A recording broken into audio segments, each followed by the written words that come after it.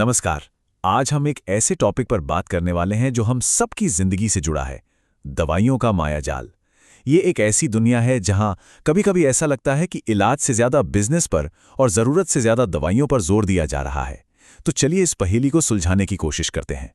कभी ऐसा हुआ है कि डॉक्टर के पास गए थे एक छोटी सी शिकायत लेकर और बाहर निकले तो हाथ में दवाओं का एक लंबा चौड़ा पर्चा था।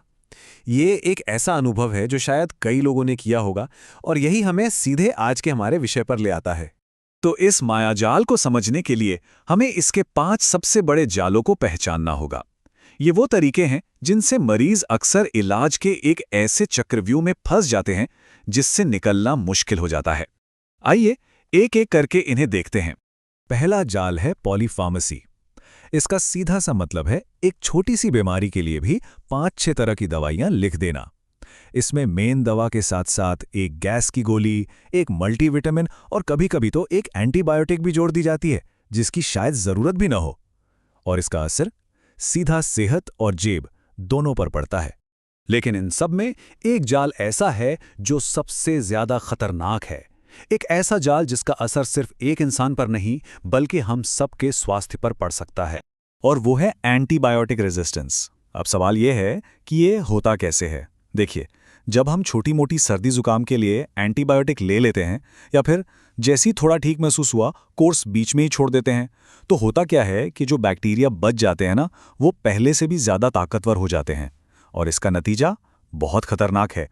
अगली बार जब सच में इन दवाओं की जरूरत पड़ेगी तो वो शायद असर ही नहीं करेंगी। चलिए अब बात करते हैं अगले जाल की, ब्रांडेड और जेनेरिक दवाओं का खेल। इस टेबल को जरा देखिए। दोनों तरह की दवाओं में जो मेन चीज है, मतलब एक्टिव फार्मास्यूटिकल इंग्रेडिएंट या एपीआई, वो बिल्कुल सेम होता है।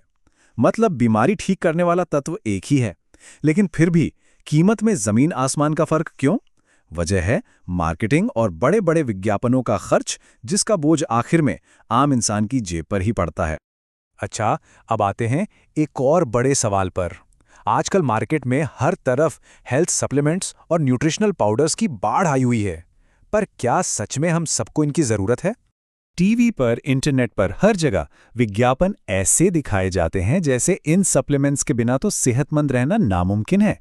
इन्हें किसी जादुई दवा की तरह पेश किया जाता है, लेकिन सच तो ये है कि ज्यादातर लोगों के लिए एक अच्छी बैलेंस्ड डाइट ही काफी होती है। और यहीं हम पहुंचते हैं अपने 5वें और आखिरी जाल पर। हम अक्सर बीमारी की जड़ पर नहीं बल्कि सिर्फ उसके लक्षणों पर ध्यान देते हैं।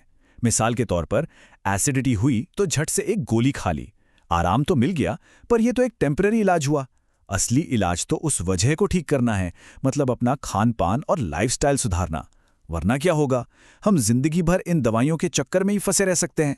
तो सवाल यह है कि क्या इस मायाजाल से बाहर निकलने का कोई रास्ता है? जी हां, बिल्कुल है। अब तक हमने खतरों की बात की, अब बात करते हैं कि इनसे बचा कैसे जाए। एक जागरूक मरीज बनकर, कुछ सिंपल चीजों का ध्यान रखकर इन जालों से आसानी से बचा जा सकता है। ये एक तरह की टूल किट है जो अपनी सेहत की कमान अपने हाथ में रखने में मदद करती है। तो क्या है इस टूल किट में? सबसे पहले डॉक्टर से सवाल पूछिए कि ये दवा क्यों जरूरी है। दूसरा, जेनरिक दवाओं के बारे में पता करिए। सरकारी जन औषधि केंद्र एक बहुत अच्छा ऑप्शन है।